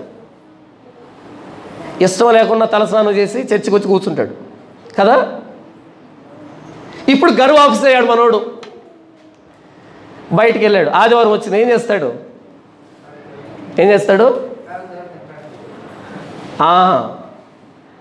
పిలుస్తాయి, మెడికల్ షాపులు పిలుస్తాయి. ఎందుకని? మెడికల్ షాపులో బలానికి పనికొచ్చే టానిక్లు ఉంటాయి కదా. వెంటనే ఆ మెడికల్ షాప్ దగ్గరికి వెళ్ళి బలానికి ఒక మంచి టానిక్ తీసుకొని బాగా బలం వచ్చిన తర్వాత ఏం చేస్తారు? భార్యను జుట్టు పట్టుకొని వంగదీసి గుద్దితే నడు విరిగిపోతుంది కదా. అంత బలం వచ్చిన తర్వాత ఏం మాట్లాడతాడు? శ్లోకాలు కదా, పవిత్రమైన శ్లోకాలు వల్లిస్తాడు. హరిశ్చంద్ర నాటకంలో పద్యాలు ఉంటాయి చూసావా, అవి ఎత్తుకుంటాడు కదా. చూసావా, గర్వాపసి చేసి ఎంత అద్భుతమైన కళాకారుని బయటికి తీసావో. సిగ్గుండాలి, కొంచెమైనా సిగ్గుండాలా. ప్రభు అయిన యేసుక్రీస్తు వారు సజీవుడు, పునరుద్ధానుడైన దేవుడు. ఆయన ఏం కోరుకుంటాడు తెలుసా మన దగ్గర నుంచి? నంబర్ 1, ఎవడైనను నన్ను వెంబడించాలి అంటే తన్ను తాను ఉపేక్షించుకొని, తనను తాను కాదనుకొని, తన కోరికలు లేవు, తన ఇష్టాలు లేవు, తన ఉద్దేశాలు లేవు, వాడిని వాడు కాదనుకోవాలా. బయట ఎక్కడ మాట వినబడుతుందా? మిమ్మల్ని మీరు కాదనుకోండి. కాదు, అక్కడేంటో తెలుసా? నీ కోరిక ఏంటో చెప్పు, ఈయన తీరుస్తాడు. ఆపద మొక్కులు వాడు కదా. యేసుప్రభు దగ్గరికి వస్తే నీ మొక్కులు కాదు నాయన, ముందు పాపాలు ఒప్పుకొని నిన్ను నీవు కాదనుకోవాలి. నంబర్ 2, సిలువును పూజించి కాదు, సిలువుని ఎత్తుకో. సిలువు దగ్గరికి వచ్చి టెంకాయలు కొట్టనిగా చెప్తూ ఉన్నది. సిలువుని ఎత్తుకో, నీ సిలువుని ఎత్తుకో, నా సిలువుని చూసి ప్రయాణం చేయి. నంబర్ 3, కొన్ని పద్ధతులు మార్చుకో కాదు, నూతన సృష్టిగా మారు. ఏంటి? పాత బిల్డింగ్కి కొత్త పెయింట్ వేయడానికి అది యేసుప్రభు వచ్చింది. మొత్తం పునాదిలో నుంచి త్రవ్వి బయటికి తీసి మరలా బిల్డింగ్ కట్టడానికి వచ్చాడు. పాత వ్యక్తి లేడు. కాబట్టి బూతులు ఉండవు, మోసాలు ఉండవు, అబద్ధాలు ఉండవు, వ్యభిచారం ఉండదు, దొంగతనం ఉండదు. వ్యక్తి నూతనంగా మారతాడు. ఈ ప్రపంచం ఒక త్రాగుడు పోతునైనా భరిస్తుందేమో కానీ పరిశుద్ధిని భరించలేదు. ఒక త్రాగుడు పోతుని వ్యభిచారాన్ని భరించగలుగుతుంది, ఎందుకంటే అందరిలో అదే ఉంది కాబట్టి. కానీ ఒక పరిశుద్ధిని చూసి ప్రపంచం తట్టుకోలేదు. ఉదాహరణ ఏంటో చెప్పమంటారా? ప్రభువైన యేసుక్రీస్తు వారు గెరాసేను ప్రాంతానికి వెళ్ళాడు. ఆ గెరాసేను ప్రాంతానికి వెళ్ళినప్పుడు దయ్యాలు పట్టిన ఒక వ్యక్తి వచ్చాడు యేసుప్రభు దగ్గరికి. ఎలా వచ్చాడంట? బట్టలు లేవు, తను రాళ్ళతో గాయపరుచుకుంటున్నాడు, రాత్రింబవళ్ళు సమాధిలో కేకలు వేస్తున్నాడు, భోజనం లేదు, పిచ్చి బట్టి తిరుగుతున్నాడు రాత్రింబవళ్ళు. అలా యేసుప్రభు దగ్గరికి వచ్చాడు. రాగానే యేసుప్రభు స్వస్థపరిచాడు. స్వస్థపరచగానే ఏం జరిగిందంట? వాడు స్వస్థచిత్తుడై బట్టలు కట్టుకొని యేసుప్రభు పాదాల దగ్గర ఉన్నాడంట. అంతకుముందు వాడు రాత్రింబవళ్ళు సమాధుల్లో కేకలు వేస్తుంటే భయపడలే. ఎప్పుడైతే యేసుప్రభు పాదాల దగ్గర బట్టలు కట్టుకుని కూర్చున్నాడో భయపడిపోయారు. పరుగు పరుగున వెళ్ళి యేసుప్రభు నాకు ఆయన వచ్చాడు. ఆయన రాగానే దయ్యాలు పట్టిన వాడికి దయ్యాలు పోయాయి, బట్టలు కట్టుకున్నాడు, ఆయన పాదాల దగ్గర కూర్చున్నాడు. ఇంకో విషయం చెప్పంటారా? 2000 పందులు నాశనం అయిపోయాయి. ఎంత నష్టమో తెలుసా? 2000 పందులు నష్టం వచ్చాయి. అప్పుడు పరుగు పరుగున పదన ఆయన అని యేసుప్రభు దగ్గరికి వచ్చి, యేసుప్రభు నీకు దండం పెడతాం, మా ఊర్లోకి రావద్దు. ఏమైందంటే 2000 పందులు నష్టం, లోపల చాలా పందులు ఉన్నాయి. నువ్వు అడుగు పెట్టావా? పందులు నష్టం. మనుషులు బట్టలు కట్టుకుంటారు, ప్లీజ్ రావద్దు. బట్టలు లేకుండా అయినా చూస్తాం, కానీ బట్టలు కట్టుకుంటే మేము చూడలేం కదా. భయం ఈ ప్రపంచానికి యేసుప్రభు అంటే. కారణం ఏంటి తెలుసా? బట్టలు కట్టిస్తాడు మన చేత. నిజంగా యేసుప్రభు అర్థమైతే టోర్ని జీన్స్ వేసుకోం మనం. నిజంగా యేసుప్రభు అర్థమైతే అలంకరించుకోలేం మనం. నిజంగా యేసుప్రభు అర్థమైతే బయట వాళ్ళు చేసే పనులు చేయలేం. అర్థం కాకనే ఇలా బ్రతుకుతున్నాం. కానీ యేసుప్రభు ఆ ప్రాంతంలోకి అడుగు పెడితే పందులు చచ్చిపోతాయేమోనని, ఈ పిచ్చోళ్ళంతా మారిపోతారేమోనని వాళ్ళు గాయపరుచుకుంటూ జీవితానికి అర్థం తెలియకుండా సమాధుల్లో తిరుగుతూ ఉంటే, ఇప్పుడు సమాధులు ఏంటి? పార్టీలు కదా. రాత్రింబవళ్ళు కేకలు వేసేటువంటి పార్టీలు, తాము గాయపరుచుకునేటువంటి మాదక ద్రవ్యాలు, వ్యసనాలు కదా, తాము నాశనం చేసుకుంటున్నారు కదా. ఉండవు, యేసుప్రభు వస్తే పోతాయి. భయం సువార్త అంటే కారణం ఏంటంటే మనిషిని మారుస్తుంది సువార్త అనేది. ఎలా మారుస్తుంది? ఎవరు ఊహించిన విధంగా మారుస్తుంది. త్రాగుడు పోతుని ఈ ప్రపంచం భరిస్తుందేమో కానీ త్రాగుడు పోతుగా ఉండి త్రాగుడు మానేసిన వ్యక్తిని ఈ ప్రపంచం భరించలేదు. వ్యభిచారణ అయిన ప్రపంచం సహిస్తుందేమో కానీ వ్యభిచారిగా ఉండి సంసారిగా మారితే ఈ ప్రపంచం తట్టుకోలేదు. సువార్త పనిచేస్తుంది. సువార్త ఒక వ్యక్తిని లోపల నుంచి మారుస్తుంది. సువార్త మన పాపం కోరికల్ని ప్రోత్సహించదు, పాపాన్ని పూర్తిగా చంపేస్తుంది. యేసుప్రభు నమ్ముకున్నవాడు బూతులు మాట్లాడలేడు. యేసుప్రభు నమ్ముకున్నవాడు బూతులు మాట్లాడలేడు, తప్పు చేయలేడు కదా, అంతరంగంలో కూడా చేయలేడు. ఆ రోజు ఎదోము రాజు ఎలాగైతే ఇశ్రాయేలును చూసి భయపడ్డాడో, ఈరోజు ప్రభువైన యేసుక్రీస్తు సువార్తను చూసి, ఆయన సిలువను చూసి ఈరోజు ప్రపంచం భయపడుతూ ఉంది. ప్రభువైన యేసుక్రీస్తు మన దగ్గర నుంచి ఏం కోరుకుంటున్నాడు? ఎవడైనాను నన్ను వెంబడించాలంటే తన్ను తాను ఉపేక్షించుకొని తన సిలువను ఎత్తుకొని నన్ను వెంబడించాలి. నాకంటే ఎక్కువగా దేన్ని ప్రేమించకూడదు. ఎవడైనా ప్రభువైన యేసుక్రీస్తు వారిని నమ్ముకుంటే వాడు నూతన సృష్టి. పాతవి గతించును, ఇదిగో క్రొత్తవాయను. వాడు నూతన సృష్టి. మన ప్రభువైన యేసుక్రీస్తు వారిని చూసి ప్రపంచ దేశాలు భయపడుతున్నాయి, ప్రపంచ మతాలు భయపడుతున్నాయి, ప్రపంచ మత గ్రంథాలు బైబిల్ను చూసి భయపడుతున్నాయి. మీరు ఏ మత గ్రంథాన్ని అయినా చూసుకోండి, ఈ పేరు ఉండదు వాటి మీద. పరిశుద్ధత అనేది ఉండదు. ఈ పదానికి అర్థం తెలియదు. పరిశుద్ధత అనే పేరు రాసుకున్నారా, ఫినిష్. ఎందుకంటే ఆ దేవుడే అలా ఉండడు. నేను మాట్లాడుతున్నది మొత్తం ప్రపంచం గురించి మాట్లాడుతున్నా. ఈ పరిశుద్ధత అనే పేరు దీనికి తప్ప ఇంకెక్కడ చెల్లదు. ఇందులోన యేసు ప్రభు తప్ప ఇంకెక్కడ సెట్ అవ్వదు, సరిపోదు. ఈ ప్రభు అయిన యేసుక్రీస్తు వారిని మోసుకుంటూ తిరిగే భాగ్యం. ఆ రోజు ఇశ్రాయేలీలు మందసాన్ని మోసుకుంటూ తిరిగారు. ఆ మందసం అంటే దేవుని సన్నిధి, ప్రత్యక్ష గుడారం అంటే దేవుని సన్నిధి, దేవుని ప్రజవాళ్ళు. అంతకంటే శ్రేష్టమైన శిలువలో ప్రాణం పెట్టిన ప్రభు అయిన యేసుక్రీస్తు వారిని మోసుకుంటూ తిరుగుతున్నాం. కాబట్టి మన మాట అంటే ఈ ప్రపంచానికి భయం, మన పుస్తకం అంటే ప్రపంచానికి భయం, మనం నమ్ముకున్న ప్రభు అయిన యేసుక్రీస్తు వారంటే ప్రపంచానికి భయం. కాబట్టి మనకు అన్ని ద్వారాలు తెరవరు. ఎదోము రాజు ఇశ్రాయేలుకి ద్వారాన్ని తెరవలే. అది అవమానం కాదు, అది ఘనత. ఇంకొకసారి చెప్తా వినండి. ఎదోము రాజు ఇశ్రాయేలు కోసం ద్వారాన్ని తెరవలేదంటే అది ఇశ్రాయేలుకు అవమానం కాదు, ఇశ్రాయేలుకి గౌరవం. కారణం ఏంటంటే మీ పరిశుద్ధుడైన దేవుడు మా అపరిశుద్ధమైన రాజమార్గంలో వెళ్ళకూడదు. ఈ రాజమార్గంలో వెళ్ళిన వాళ్ళు ఐగుప్తు రాజులు, మహావ్యభిచారులు. ఈ రాజమార్గంలో ప్రవేశించే వాళ్ళు సిరియా రాజులు, మహావ్యభిచారులు. వ్యభిచారులు నడిచిన ఈ రాజమార్గంలో పరిశుద్ధుడైన దేవుని మందసాన్ని మోసుకుంటూ మీరు తిరగడం ఏంటి? మీరు కొత్త దారిలో వెళ్ళండి, మీ దేవుడు చూపించిన దారిలో వెళ్ళండి. ఇది ఘనత. ప్రభువైన యేసుక్రీస్తు నమ్ముకున్న మనకి అవమానాలు కాదు, అవి ఘనతలు. కొట్టినా, తిట్టినా, అవమానించినా, హేళన చేసిన ప్రభువైన యేసుక్రీస్తు అంటారు కదా, నా నామము నిమిత్తం మీరు హింసించబడి మీరు చెడ్డ మాటలలో మీ మీద పలకబడుతున్నప్పుడు మీరు ధన్యులు, సంతోషించి ఆనందించండి. ఎందుకంటే ఈ ప్రపంచానికి నేను తెలియదు కాబట్టి. ఈ ప్రపంచంలో ఉన్న ఏకైక నీతివంతుడు ప్రభువైన యేసుక్రీస్తు వారు పాపుల కోసం ప్రాణం పెట్టాడు. కాబట్టి ఈ ప్రపంచానికి యేసు ప్రభు నచ్చడు.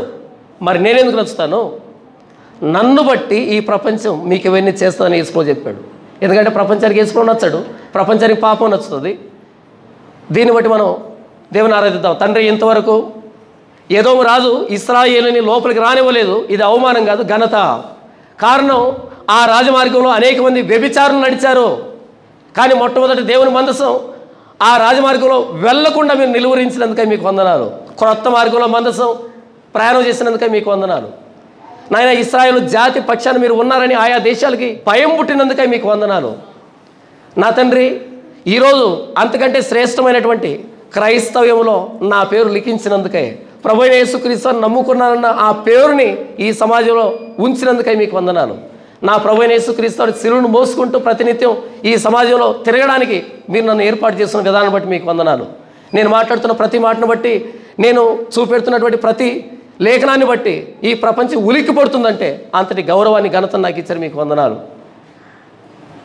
ప్రపంచ మతాల్లో ఉన్నటువంటి ఆయా వ్యక్తులు బొమ్మ సింహాలు అయితే, నా ప్రభువైన యేసుక్రీస్తు వారు యోధా గోత్రపు కొదమ సింహం, సజీవుడైన దేవుడు, పునరుద్ధారణైన దేవుణ్ణి నా రక్షకుడిగా కలిగి ఉన్న ఈ జీవితాన్ని బట్టి, క్రైస్తవాన్ని బట్టి ఏమి ఇచ్చినా రుణస్తున్నని ఒప్పుకుంటూ నా ప్రభువైన యేసుక్రీస్తు నామములో ఆరాధిస్తున్న తండ్రి, ఆమేన్.